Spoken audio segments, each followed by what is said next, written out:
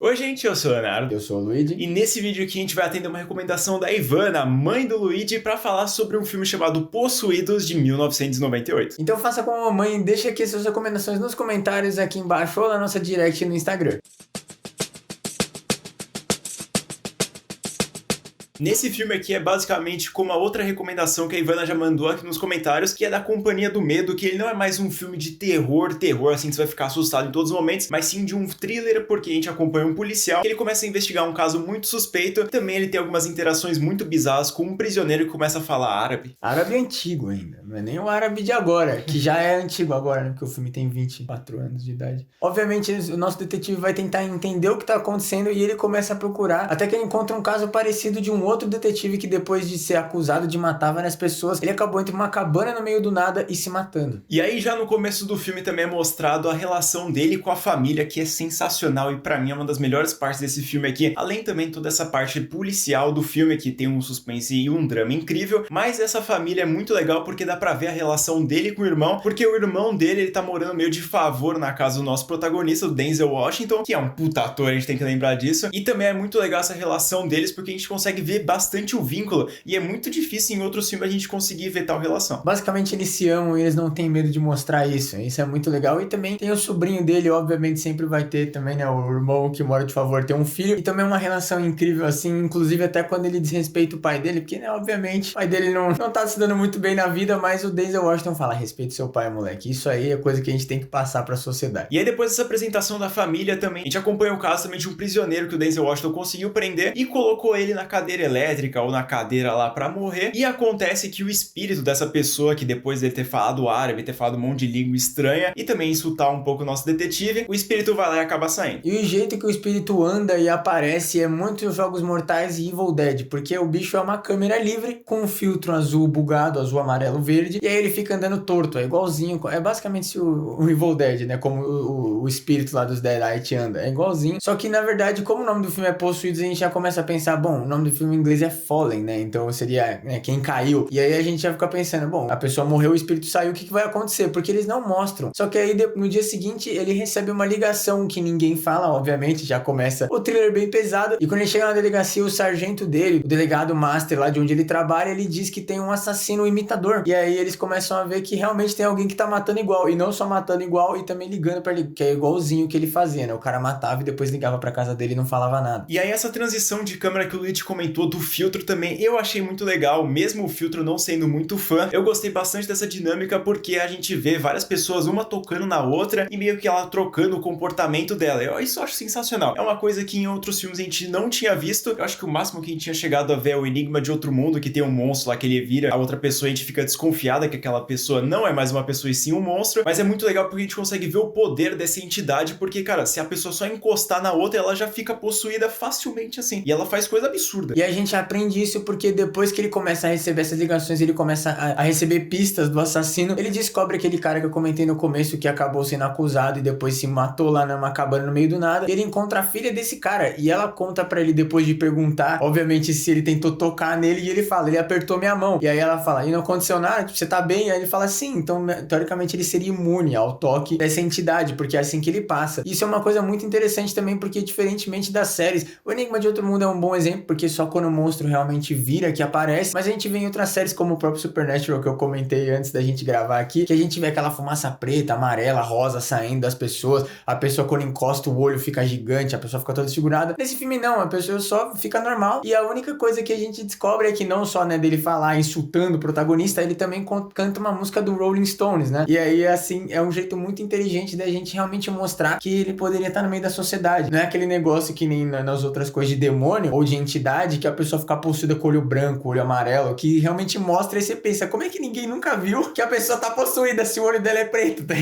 Da mesma forma que acontece com Rente do Mal, porque, cara, é excelente, a pessoa simplesmente aparece lá, ela vai caminhando na sua direção, você não sabe se ela tá possuída, se ela é um demônio, se é alguma coisa, e essa tensão que constrói o filme muito bem, porque no futuro, quando a gente vai vendo o protagonista já ficando meio biluteteia da cabeça, a gente vê ele olhando pra todas as pessoas e desconfiando de que ela é o assassino, ou ela é a entidade que tá atrás dele. Isso é muito foda. E o jeito muito interessante também é que é um demônio, é o Azazel, um anjo que caiu na Terra e ele tá aí pra criar caos. É isso, ele quer matar pessoas e até chega a dizer que ele meio que causou, né, coisas aí históricas que a gente não pode comentar porque o YouTube não gosta muito, mas essas coisas vocês sabem, né, pessoas morrendo. Muitas pessoas morrendo. Diversas. Então o nosso protagonista começa a caçar e tentar descobrir como é que ele vai fazer e ele acaba descobrindo, né, depois de traduzir aquele árabe antigo, ele vai lá e entende que o demônio é matável, dá pra matar o demônio, só que é um jeito muito absurdo que tem que fazer. O demônio, ele tem que possuir alguém e ele só consegue andar, né, naquela câmera, filtro, entidade lá no modo espírito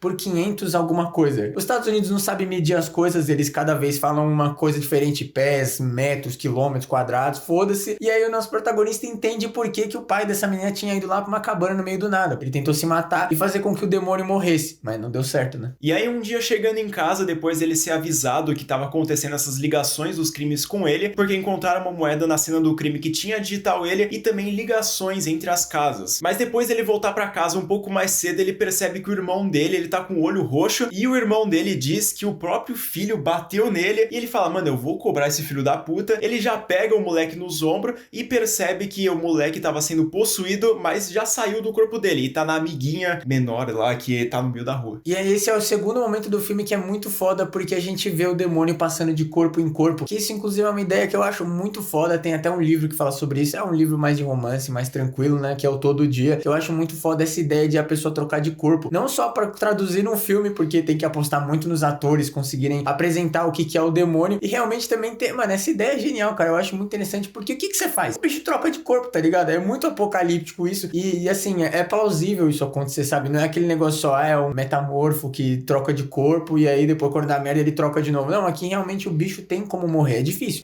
Mas a gente tem uma visão do que vai acontecer no filme. E é exatamente isso que acontece depois de trocar de corpo e pegar uma arma com bala de festim dentro de um carro. Não sabemos como ele conseguiu planejar isso, porque ele entra no carro sem ter que arrombar nem nada. Ele obviamente acaba sendo assassinado pelo nosso protagonista, que era, inclusive, ele pegou o corpo de um professor de escolinha. É muito pesado, a gente vê que o demônio realmente não tá nem aí pra nada. E aí, obviamente, o protagonista se fode, né? Tudo bem que tem as testemunhas que dizem que o cara atirou primeiro, que o policial tinha falado abaixa a arma, fica no chão, não sei o que. Só que aí o nosso querido Azazel, ele vai lá, possui uma pessoa e dá um testemunho dizendo que na verdade o policial que começou o confronto, já tentando fazer o que ele teria feito com o pai da nosso interesse romântico, que ajuda ele durante o filme. Fez de conta que ele tinha assassinado as pessoas, levou o cara lá pra casa do caralho e depois matou o cara. E aí depois de ter uma conversa com o seu amigo, o seu parceiro de polícia, ele vai lá, chega em casa depois de uma longa noite, encontra a criança sentada vendo televisão e aí ele vai procurar o próprio irmão dele, só que ele tá deitado de um jeito muito estranho e ele tá desacordado, ou também, como a gente pode dizer, morto. E escrito no peito dele algumas falas árabes. E quando ele consegue traduzir, ele descobre que é Apocalipse, que aí tem toda a questão da religião lá, ele até pergunta pra uma freira o que seria o Apocalipse e ela vai lá e manda, e depois ele pega e ele consegue ler uma passagem da Bíblia dizendo basicamente o herói que caiu, que é exatamente o nosso protagonista, que é um grande herói na comunidade, sendo acusado de ter matado pessoas. E é muito legal durante o filme inteiro que a gente acompanha o nosso protagonista falando, ele narrando o filme por completo, porque a gente consegue ver alguns pensamentos que ele tava tendo naquele momento, e também depois ele vê o corpo morto do irmão, ele vai lá, pega a criança e mete o Vazari lá pra casa da amiga dele, e aí acontece todo aquele plano e toda a armação pra ele no meio de uma cabana, e repetiu o plano do pai da mulher, que não tinha dado certo, mas agora vai dar. E aí a gente vai indo pros finalmente do filme, onde obviamente ele vai tentar fazer o plano igual o Léo disse, e aí ele chega lá na mesma cabana no meio do nada, inclusive é muito legal porque o parceiro dele, que é interpretado pelo John Goodman, a gente nem comentou, que é do Cloverfield Rua 10 e outros filmes, que ele é muito foda também, ele liga pra ele, só que obviamente a delegacia inteira tá ouvindo a ligação, e aí ele fala diretamente com o demônio, porque ele fala umas coisas assim, que o demônio tem uma hora que ele chega e fala pro nosso protagonista, eu gosto de ir no meio do nada, ficar pensando sozinho, e aí ele fala isso pro demônio ir atrás dele, né, e aí eles vão, o parceiro e o chefe dele chegam lá na cabana, e aí eles começam a dar voz de prisão, falar um monte de coisa, só que o nosso protagonista tá tentando descobrir quem que é o demônio, aí a gente já começa a imaginar que é o chefe, só que na verdade não, era o parceiro dele, que machuca muito no coração, quando a gente não vê só o parceiro dele matando o chefe deles, que eles tinham uma relação muito boa, mas também vendo que fudeu, ele vai ter que matar o parceiro dele também. O chefe não tinha tanto problema, porque mesmo que a relação era boa, não era tão boa quanto a do parceiro, né? Quando a gente vê o John Goodman sendo vilão de novo, machuca o coração. O chefe até teria sentido ele ser o possuído, porque o maluco é um cuzão do caralho, mas aí depois que é revelado que ele não é, a gente fica muito surpreso, e aí acontece aquele embate final entre o John Goodman e também o Denzel Washington, que é muito legal, eles comentando, ele falando diretamente com o demônio, e também deixando explícito o plano dele, né, falando que ele teria 500 medidas alguma coisa, que é praticamente 250 metros que eles dizem, e aí o demônio já fica meio pá, né, ele fala, mano, será que eu vou perder dessa vez? Só que aí depois ele conseguia executar o plano, ele sair do corpo e possuir o Denzel Washington, e aí acaba que o Denzel Washington ele acaba se envenenando com o resto da agulha lá que tinha enfiado no irmão dele, e ele acaba morrendo, e aí a única opção do fantasma, do demônio, alguma coisa assim, é sair de lá e correr pra algum lugar. Só que ele não acha muito tempo pra isso, e a única pessoa que estaria livre naquela região era um gato. A gente não comentou porque é legal assistir o filme pra descobrir isso, mas o filme não joga isso do nada, porque tem uma cena, duas cenas na verdade, que tem um gato observando ele quando ele tá dentro de casa, e depois tem uma outra cena que esse mesmo gato vai e encosta num cara, tipo, dá aquela roçada que os gatos dão, e aí ele passa o demônio pra esse cara que entra lá na delegacia e fica zoando o nosso protagonista, porque ele vai passando pra todo mundo fica cantando a música, falando diretamente com ele como demônio, e depois é muito legal que é a primeira vez que a gente vê que as pessoas, depois que elas são possuídas, elas não lembram o que aconteceu, porque foi um bagulho que aconteceu 10 segundos atrás, e quando ele pergunta pro outro cara lá, o cara já não sabe o que tinha acontecido, ele fala, não era eu que tava cantando, era o outro cara lá, tá ligado? E também o filme é muito inteligente, porque ele não joga só, agora ele pode entrar em animal, não, ele já tinha preparado a gente pra isso, e também tem um plot twist, porque o Léo disse que era o protagonista que tava narrando, mas na verdade o protagonista é o demônio, ele que tá contando a história pra gente, que é muito foda, ele até diz, né, que contou a vez que ele quase morreu, que ele perdeu no combate mano a mano, no cerebral, e ele foi envenenado, quase morreu, mas ele achou o gatinho, e o filme acaba, obviamente, né, com um monte de pessoas andando assim, pra gente não saber onde o demônio tá. I said I was going to tell you about the time I almost died.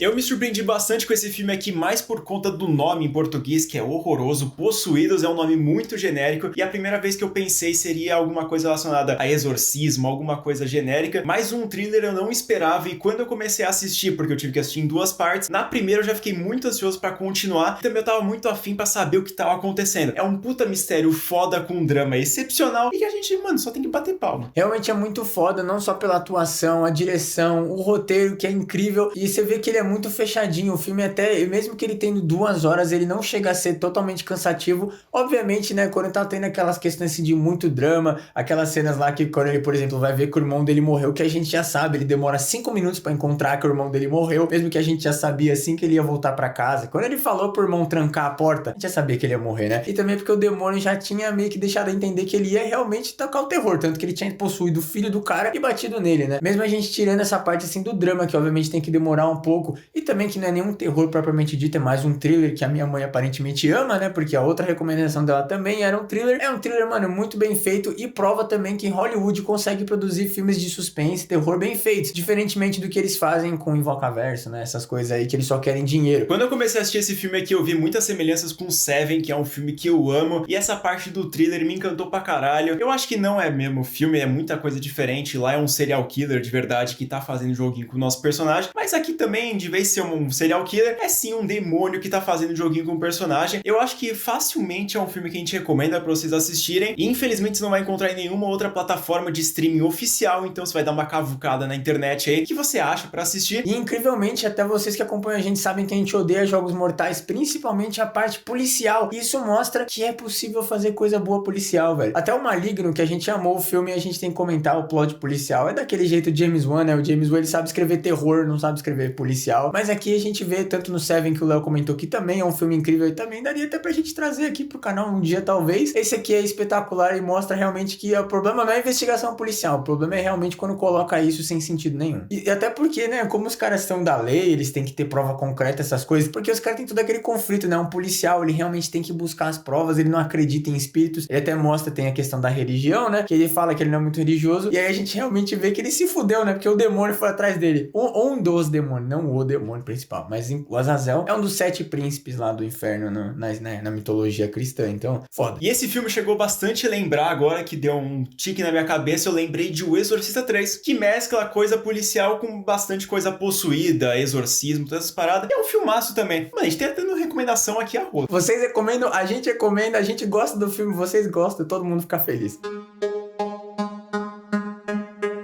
Mas então é isso, se você gostou da nossa crítica barra análise, não sei o que a gente faz aqui, manda aqui nos comentários e também não esquece de deixar uma recomendação aqui, que a gente vai fazer um vídeo aqui no canal, talvez demore um pouquinho como o Luigi comentou no começo, mas a gente vai fazer com certeza. E lembrando também de você se inscrever, deixar o seu like que ajuda bastante na divulgação do vídeo e também ativar o sininho que a gente tá postando vídeo toda quarta-feira e também um vídeo extra na segunda e na sexta. Lembrando, obviamente, se você não quiser mandar aqui nos comentários a sua sugestão, manda no nosso direct do Instagram, que é o @semmemoriapodcast. Lá a gente tá lançando atualizações sobre o nosso podcast que tá saindo toda segunda-feira e também algumas notas e notícias sobre o mundo do terror. E vocês gostam de acompanhar a gente, ver as nossas críticas antes da gente trazer aqui pro canal, pro podcast, sigam a gente lá no Instagram, o Twitter e o Letterboxd, nossa rede social de críticas, onde a crítica do Possuídos, muito foda, já está lá. Muito obrigado por terem assistido mais um vídeo aqui do canal Sem Memória e até o próximo. Beijão.